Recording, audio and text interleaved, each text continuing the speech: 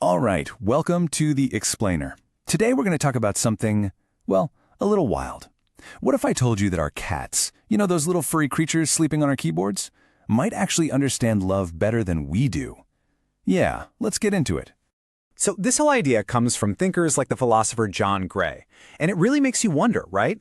What can a cat, an animal that, let's be honest, spends most of its day napping, possibly teach us about true love? Well, you might be surprised. The answer, it turns out, is a whole lot.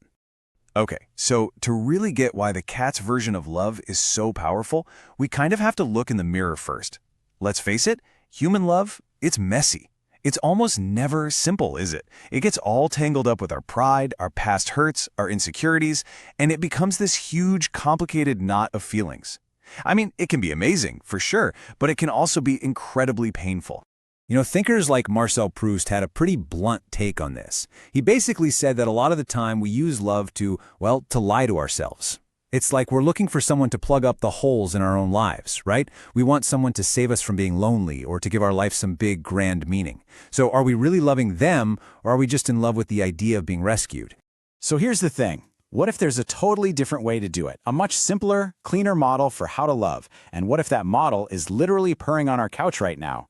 This is where we get into the cat's counter philosophy.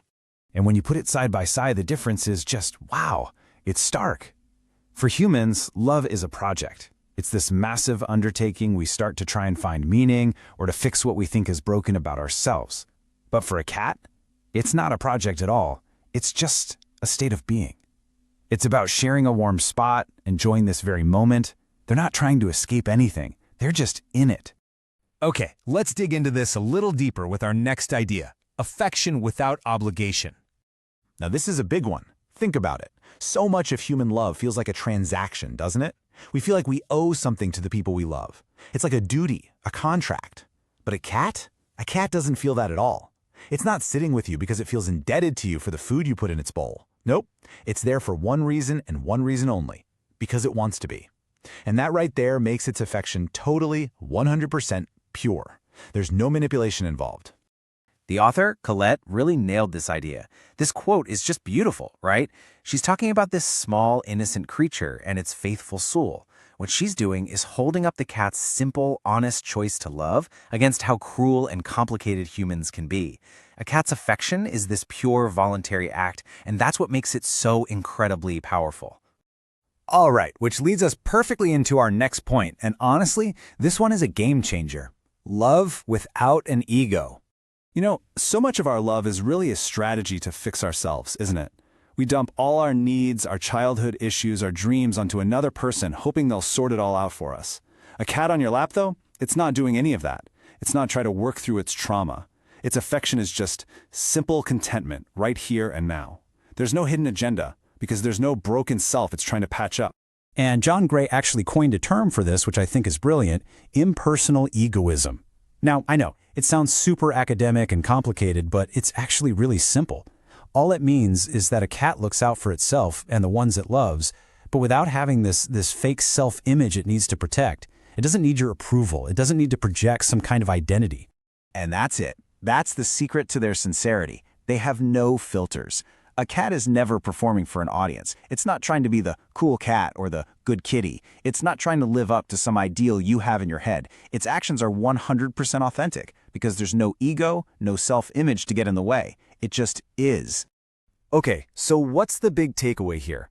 What's the lesson from these little furry philosophers that we can actually use in our own messy human lives? I think the single biggest lesson is that maybe, just maybe, we've been looking at love completely wrong. We tend to treat it like a cure, right? A solution to a problem. The problem of being lonely, the problem of being unhappy, the problem of feeling like our life doesn't have a purpose. But what if it's not that at all? What if real, sincere love is just delighting in the fact that another being exists, not because they complete you, not because they save you from something, but just because they are them? It's about sharing that simple, quiet joy of being here, together, with zero expectations attached. So, let's just quickly run through these principles of feline love one more time. It's voluntary, no debts. It's not there to fill some existential void. It's free of ego and all that self-image stuff. It comes with no expectations, and maybe most importantly, it's just an honest sharing of the here and now. And there's this really powerful idea, inspired by the writer Mary Gateskill, that experiencing this kind of pure, simple love from a non-human can actually help us untangle our love for other people.